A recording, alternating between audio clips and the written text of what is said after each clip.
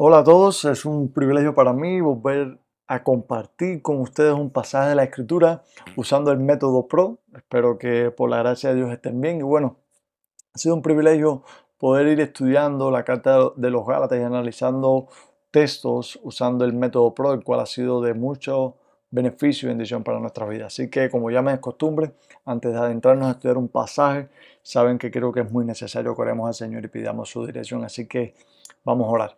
Padre, gracias por esta oportunidad una vez más de estudiar tu palabra. Te rogamos que por medio de tu Espíritu Santo, Señor, ilumines nuestras mentes y permita que las verdades de tu palabra, Señor, lleguen a nuestros corazones, transformen nuestras vidas, a fin de que vivamos para la gloria de tu nombre. Señor, oramos a ti en el nombre santo de Dios amado Jesús. Amén. Y bueno, chicos, hoy nos encontramos en Gálatas capítulo 2, versos desde el 11 hasta el 21. Y como ya saben, me es costumbre poner al principio del texto lo que sería para mí el tema de esta sección. Quizás ustedes definieron otros temas, quizás un tema más bien relacionado con la justificación. Yo puse una conducta inapropiada porque en este pasaje es muy peculiar el encuentro entre Pablo y Pedro en la iglesia de Antioquía. Al punto de que este encuentro no fue todo lo agradable que nosotros pudiéramos decir, y por eso es que he tomado esta idea de una conducta inapropiada. Así que vamos a estar analizando el texto para llegar al punto del pasaje. Recuerden que el punto del pasaje es encontrar la idea o la respuesta a la pregunta: ¿qué dice este texto? Indiscutiblemente este texto comienza hablándonos de que Pedro está en Antioquía. Recuerden que en Hechos capítulo 11 se establece, se forma la iglesia de Antioquía, una iglesia compuesta por judíos y gentiles. Y en esta ocasión Pedro está en esta iglesia, Pablo también está en esta iglesia, Bernabé también está en esta iglesia. Y dice este pasaje que Pablo tuvo que resistir a Pedro porque estaba tomando una conducta que era de condenar. Una conducta que no era correcta, al punto de que, como vemos en este pasaje, Pedro tuvo que ser reprendido por Pablo. ¿Y qué pasó? Bueno, dice este pasaje que cuando llegaron unos judíos de parte de Jacobo, unos judíos de la iglesia de Jerusalén, Pedro y otros judíos que estaban con él allí se comenzaron a retraer, a apartar de los gentiles. Y dice este pasaje que en la simulación de Pedro y de otros judíos, esto propició o arrastró a otros judíos y a Bernabé. Y la conducta dice que era una conducta hipócrita, era una conducta que, como estamos viendo, no es apropiada, es una conducta inapropiada, una conducta que no es conforme al Evangelio. ¿Y qué pasó?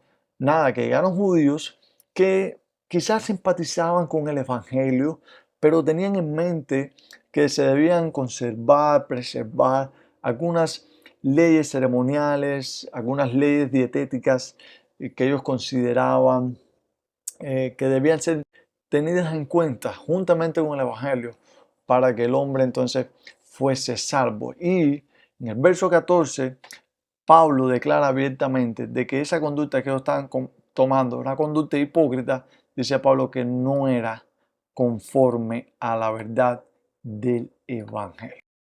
No era conforme a la verdad del Evangelio. Y esto es algo que nosotros debemos tener claro. El Evangelio por sí solo es salvación. Cuando una persona cree en el Evangelio y se arrepiente de sus pecados, esa persona llega a ser salvo. No necesita que se le agreguen adornos, suplementos al Evangelio para ser salvo. A tal punto que Pablo viene en el verso 16 y dice que el hombre no es justificado por las obras de la ley. Fíjense, Pablo dice, y no, viene en el verso 16, dice, para ser justificado por la fe en Cristo, y dice, y no por las obras de la ley, por cuanto por las obras de la ley nadie será justificado. Pablo en Romanos capítulo 3, verso 20, declara abiertamente, ya que por las obras de la ley ningún ser humano será justificado delante de él, delante de Dios.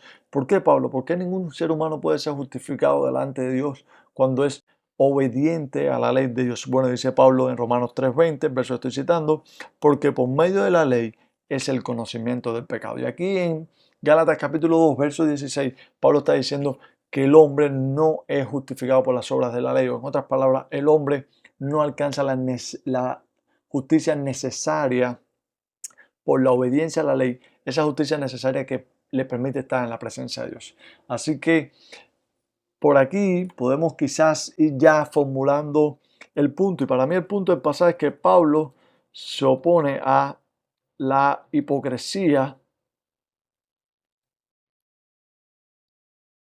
de Pedro y de otros defendiendo el Evangelio. Pablo se pone a la hipocresía de Pedro y de otros defendiendo el Evangelio. Aquí quizás alguno de ustedes pudo haber ahondado más en el punto, haber hecho quizás un párrafo y haber puesto un poco más acerca de la justificación por la fe en Cristo y detalles como esto. Y es correcto, si lo han hecho, no estaría en contra de eso, todo lo contrario. Yo trato de ser un poco más conciso, pero si ustedes lo hicieron un poco más extenso, no se preocupen. ¿Ok? Siempre y cuando se tenga en cuenta lo que se nos narra en la historia, que hay una conducta hipócrita, una conducta que no es congruente con el Evangelio, una conducta inapropiada, y que Pablo entonces está oponiéndose a esa porque él quiere defender el Evangelio y quiere que el Evangelio se conserve puro, que el Evangelio se mantenga como Cristo lo ha revelado. Así que teniendo una vez el punto, pasamos a lo que es la razón del pasaje. Recuerden que la razón del pasaje responde a la pregunta: ¿para qué se escribió este texto? ¿Qué fue lo que llevó a Pablo a escribir esta sección en la carta que le está enviando a las iglesias de Galacia? Y yo creo que en el verso 16 nosotros podemos ver de manera clara que una de las cosas que Pablo resalta es que el hombre no es justificado por las obras de la ley, sino por la fe de Cristo. Después dice, nosotros los que hemos creído en Jesucristo, para ser justificados por la fe de Cristo. Y recuerden que cuando siempre nos encontremos con un para, es importantísimo porque ese para nos ayuda a ver un propósito. Y Pablo está aquí destacando de manera clara que nosotros los que hemos creído en Jesucristo, ese acto de creer en el sacrificio de Cristo es para ser justificados delante de Él. Y Pablo vuelve a destacar que no es por las obras de la ley que seremos justificados delante de Dios. De modo que Pablo en este pasaje es enfático en dejar claro el hecho de que no somos justificados ante los ojos de Dios por otra cosa aparte del Evangelio. Solamente por medio del Evangelio, solamente por medio de la fe en Cristo. No se necesita tener fe en Cristo y hacer determinadas cosas para ser justificado delante de Dios. Solamente la fe en Cristo.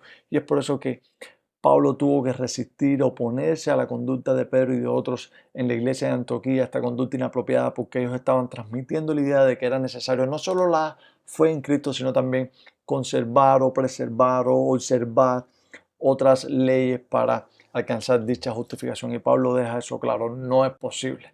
Por eso Pablo en el verso 21 dice, no desecho la gracia de Dios. Dice, pues si por la ley fuese la justicia, entonces por demás murió Cristo.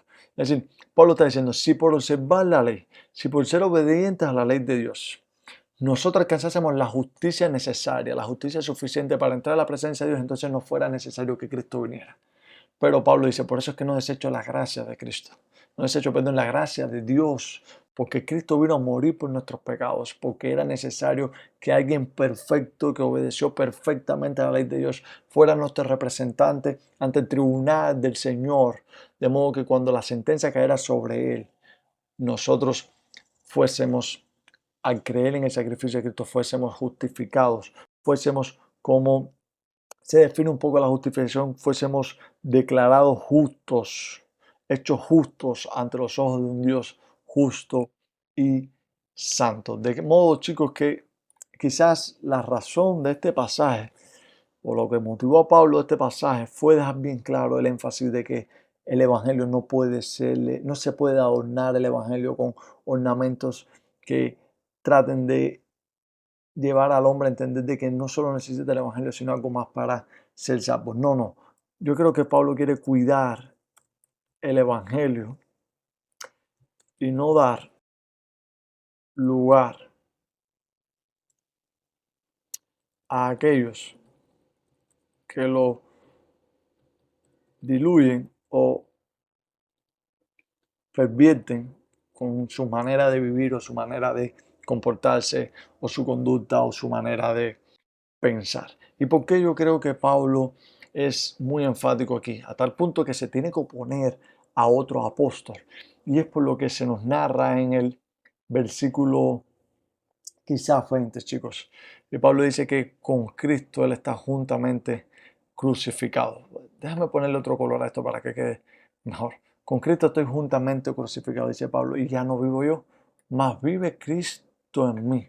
Y lo que ahora vivo en la carne, dice Pablo, lo que ahora vivo en la carne, ¿lo vivo en qué? Lo vivo en la fe del Hijo de Dios, dice Pablo.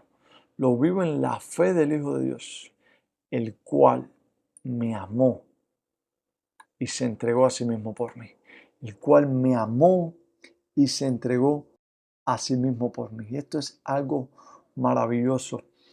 No vamos a escuchar una verdad más gloriosa, más importante, más maravillosa en nuestras vidas que aquella de que Cristo nos amó y se entregó, se sacrificó por nosotros en aquella cruz y resucitó al tercer día para justificarnos.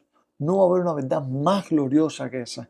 Y Pablo entiende que por medio del Evangelio Él es unido a Cristo en aquel sacrificio.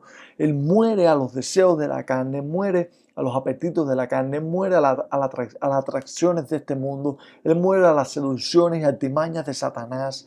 ¿Para qué? Para ahora vivir en la fe del Hijo de Dios, para ahora vivir según el Evangelio, para vivir agradando a aquel que le amó y se sacrificó por él. Por eso es que Pablo en este pasaje es fuerte en confrontar a aquellos que están tratando de agregarle, sumarle cosas al Evangelio que no son necesarias para que una persona sea justificada delante del trono de Dios. Y Pablo dice, ya juntamente con Cristo, al haber creído con Cristo, yo he sido unido a Él.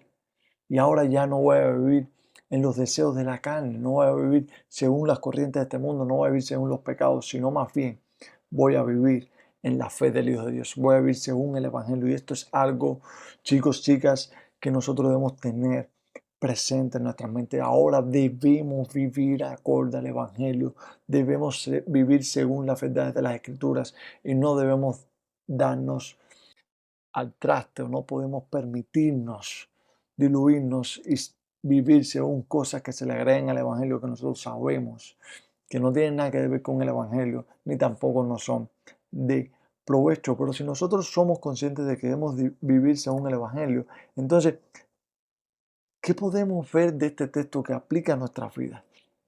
¿Qué podemos extraer de este texto que nosotros podamos vivirlo de modo que agrademos a Dios?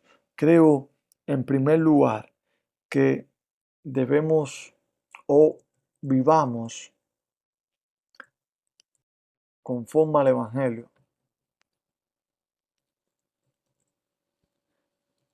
para no hacer tropezar a otros.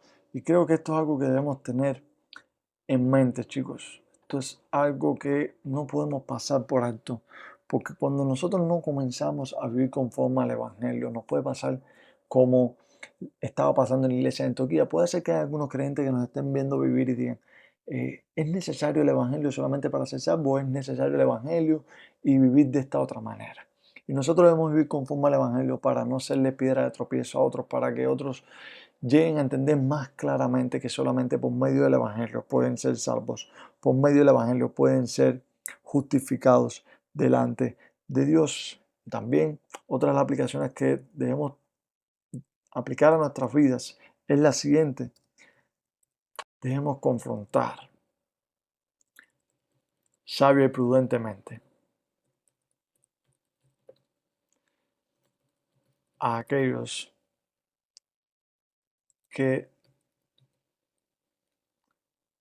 diluyen y distorsionan el Evangelio.